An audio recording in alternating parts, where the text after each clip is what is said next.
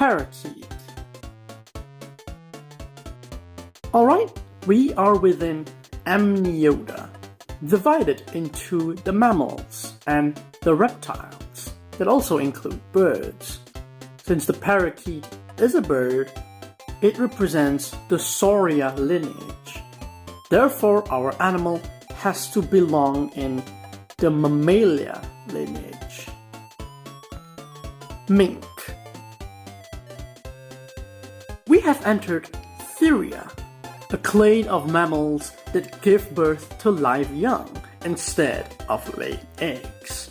Theria is divided into Metatheria, which includes the marsupials, and Eutheria, which includes the placental mammals.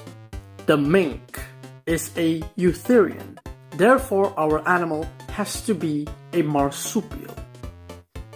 Kangaroo. Alright, we have entered Metatheria.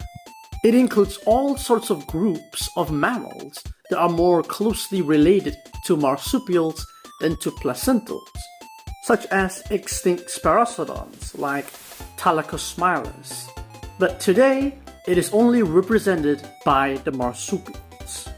Living Metatheria is divided into 7 orders: Didelphimorphia, the opossums; Paucituberculata, shrew opossums; Microbiotheria, only including the Monito del Monte; Desuromorphia, quolls, dunards, the numbat, and the Tasmanian devil; Paramelemorphia, bandicoots and bilbies; Notorictomorphia, marsupial moles; and Diprotodontia, kangaroos, possums, the koala, and wombats.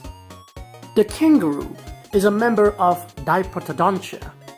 That means our animal has to be a non-diprotodont marsupial. A possum. And our animal is the common opossum.